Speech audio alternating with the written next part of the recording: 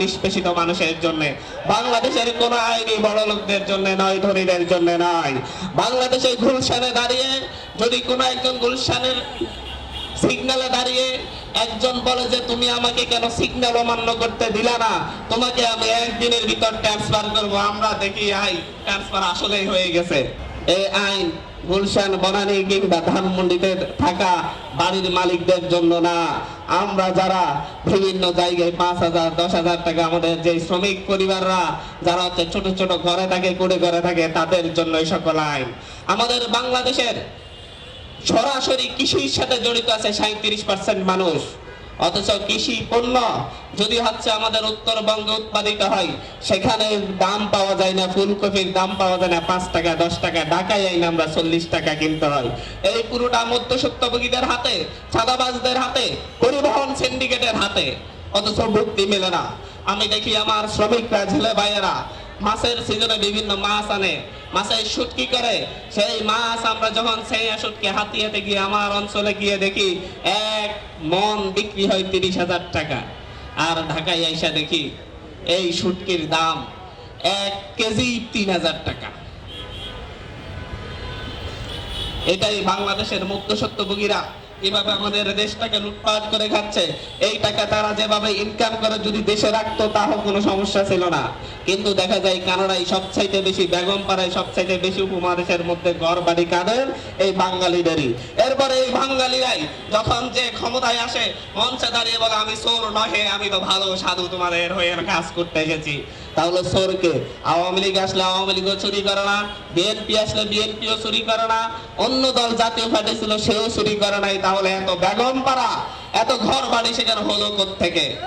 আজকে আমাদেরকে, আমরা যখন এই সিস্টেম পরিবর্তন করে নতুন ভাবে এই দেশের শ্রমিকদের অধিকার ফিরিয়ে দেওয়ার কথা বলেছি, ছাত্রদের অধিকার ফিরিয়ে দেওয়ার কথা বলেছি, কৃষকদের অধিকার ফিরিয়ে দেওয়ার কথা বলেছি, জেলেদের অধিকার ফিরিয়ে দেওয়ার কথা বলেছি, আমরা বলছি আমলাতন্ত্রের লাল ফিতার দৌরাত্ম্য বন্ধের কথা, আমরা বলছি পুলিশি নির্যাতনের বিরুদ্ধে, আমরা কথা বলেছি যে হচ্ছে আর্মিকে বিভিন্ন ভাবে দলীয়করণের মাধ্যমে গুম খুনের অস্ত্র বানানোর বিরুদ্ধে, আমরা কথা বলেছি র্যাবকে কিভাবে এই দেশে হত্যা, গুম খুনের একটি বাহিনীতে পরিণত করা হয়েছে তার বিরুদ্ধে। আমরা যখন এসবের পরিবর্তনের কথা বলি, নতুন নতুন আমরা যখন বিচার স্বাধীনতার কথা বলি, যেখানে আমাদের শ্রমিকরা, সাধারণ মানুষ যেভাবে ন্যায় বিচার পাবে, সেভাবে হচ্ছে একজন রাজনীতিবিদ, একজন মন্ত্রীও সেই ধরনের ন্যায় বিচার পাবে। এসব কথা বললে আমাদেরকে বলে যে আইন তোমরা চাচ্ছ সেটা প্রযোজ্য নহে, আমরা আরো ভালো আইন করে দিব তোমাদের জন্য। কিন্তু ভালো আইনের স্বপ্ন আমাদেরকে 1971 সালের পর থেকে দেখাতে দেখাতে 54 বছর পার করে ফেলেছে। আজও আমাদের কোনো একটা ভালো আইন উপহার দিতে পারে নাই, যেটার উপর নির্ভর করে এই রাষ্ট্রের গণভিত্তি নির্মিত হবে, শ্রমিকদের অধিকার প্রতিষ্ঠিত হবে, ছাত্রদের অধিকার প্রতিষ্ঠিত হবে, জনতা সম্মান পাবে, মর্যাদা পাবে। বারবার আমাদেরকে প্রতারিত করা হয়, আমাদেরকে প্রবঞ্চিত করা হয়, আমাদেরকে বারবার বারবার নিষ্পেষিত করা হয়। যখন তাদেরকে ক্ষমতায় নেওয়ার জন্য রক্ত প্রয়োজন পড়ে, তখন মঞ্চে দাঁড়িয়ে কবিতার লাইন আওড়ায়, ছাত্র শ্রমিক জনতা দ্রুত রাস্তায় নেমে আসো। আমরা দেখেছি 2023 সালে 22 সালে বড় বড় মঞ্চে কিভাবে আমাদের শ্রমিকদেরকে, আমাদের ছাত্রদেরকে বারবার আহ্বান করা হয়েছে, তোমরা রাস্তায় নেমে আসো, তোমাদেরকে ছাড়া আমরা পরিবর্তন করতে পারবো না। আপনাদের মনে আছে? কিন্তু তাদের ক্ষমতায় যাওয়ার বাহন হিসেবে আমাদের ছাত্রদেরকে লাগে, তাদের ক্ষমতায় যাওয়ার অস্ত্র হিসেবে আমাদের শ্রমিকদেরকে লাগে, তাদের ভোট চুরির ধান্দা পূরণ করার জন্য আমাদেরকে লাগে, তাদেরকে গণতন্ত্র প্রতিষ্ঠার জন্য আমাদের ছাত্র জনতাকে, কৃষকদেরকে, শ্রমিকদেরকে, সকলকে লাগে। কিন্তু ক্ষমতায় যাওয়ার পর নির্দ্বিধায় তাদের এসালমকে লাগে, তখন আর শ্রমিকদের প্রয়োজন পড়ে না। আমি আমার কথা বাড়াবো না, অনেক কথাই বলেছি। আমি বলি এই সভ্যতাকে যদি বাঁচাতে হয়, এই দেশকে যদি বাঁচাতে হয়, আমার এই দেশের সরাসরি কায়িক শ্রমের সাথে জড়িত 65 থেকে 70% মানুষকে মর্যাদা দিতে হবে। আমি মর্যাদার কথা বলছি, আমি মর্যাদার কথা বলছি। আমি বলছি না 30,000 টাকা বেতন দিতে হবে, আমি বলছি না 50,000 টাকা ঋণ দিতে হবে, আমি বলছি মর্যাদা দিতে হবে। মর্যাদার দিক থেকে আমাদের শ্রমিকরা যেই রকম শ্রম দেবে, সেভাবে মর্যাদা অনুযায়ী তাদেরকে সেইভাবে তাদের পারিশ্রমিক দিতে হবে। আমরা তাদের কাছে 30,000 টাকা ভিক্ষা চাই না, আমরা তাদের কাছে 50,000 টাকা ভিক্ষা চাই না। আমরা বলি 8 ঘন্টা পরিশ্রম দিয়ে আপনি কিরকম বেতন পান আর আমরা কিরকম, আমাদের শ্রমিকরা কিরকম বেতন পাই সেটা আগে নির্ধারণ করেন। আমরা দেখেছি বাংলাদেশের চা শ্রমিকদের বেহাল অবস্থা। বাংলাদেশে আমরা জানি যে দাস প্রথা উঠে গিয়েছে। আজকে আরেকটু কাহিনী বলে যাই আপনাদেরকে। দাস প্রথা বাংলাদেশে উঠে যায় নাই। এই উপমহাদেশে দাস প্রথা এখনো ব্যাপক হারে রয়েছে। এই দাস প্রথার কিছু পরিবর্তন হয়েছে, সিস্টেমের পরিবর্তন। আপনারা সকলেই জানেন বাংলাদেশে বিক্রিল ব্যবসা একটি লাভজনক ব্যবসা।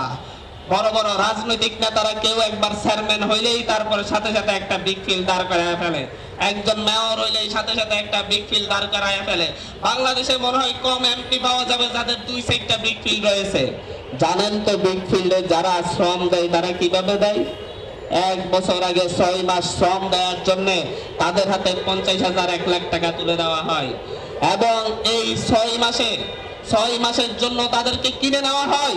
এই 6 মাসের একদিন যদি দাস অসুস্থ থাকার কারণে, জ্বরের কারণে কিংবা অন্য কোনো রোগের কারণে একদিন যদি অনুপস্থিত থাকে তার উপর নির্যাতন চালানো হয়।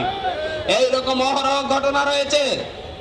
আপনারা এই বিগ ফিল্ড গুলার কয়লার মাঝে অনেক অনেক শ্রমিকের দেহের ধ্বংসাবশেষ পাবেন। এটা চরম বাস্তবতা। আমাদের বাংলাদেশে কিসের দাস প্রথা চলে গিয়েছে?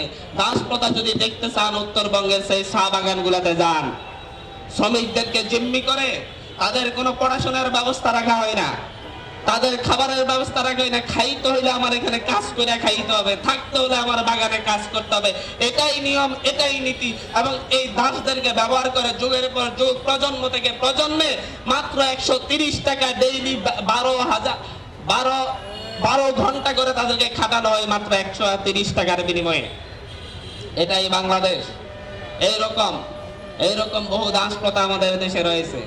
আর কিছু দাস তো রাজনৈতিক দাসও থাকে, তারাও শ্রমিক, যারা নেতার হুঙ্কারে লাঠি নিয়ে অন্য ভাইদের উপর মারতে যায়, যারা অত্যাচার করতে যায় নেতার হয়ে লাঠিয়ালি করে কিন্তু নিজের ঘরে চালাওয়া ঠিক নাই, তারাও শ্রমিক।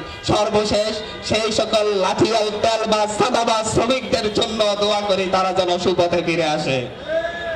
আমি সর্বশেষ আমাদের এই জুলাই গণ অভ্যুত্থানে শহীদ আবুল হোসেন সাভারের গার্মেন্টস কর্মী, সুমন খা সাভারের গার্মেন্টস কর্মী, বাবুল হাওলাদার রামপুরের একজন ছোট ব্যবসায়ী, হুসাইন মিয়া হবিগঞ্জের চা শ্রমিক এবং মোহাম্মদ সুজন ভাই বাড্ডার একজন বিক্রেতা কর্মী, ওনাদের সকলকেই স্মরণ করছি।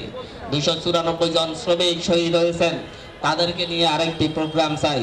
আমি বলি শ্রমিক শক্তি, শ্রমিকের কণ্ঠ, 30,000 টাকা, 15,000 টাকা, 20,000 টাকা বেতনের দাবি না তুলে প্রত্যেকটা শ্রমিকের মর্যাদা নিশ্চিত করা হোক, যাতে করে একজন রিক্সা চালকের সাথে 5 টাকার বার্গেনিং করে কেউ যেন তার গায়ে হাত তুলতে না পারে সেই নিশ্চয়তা প্রদান করা হোক।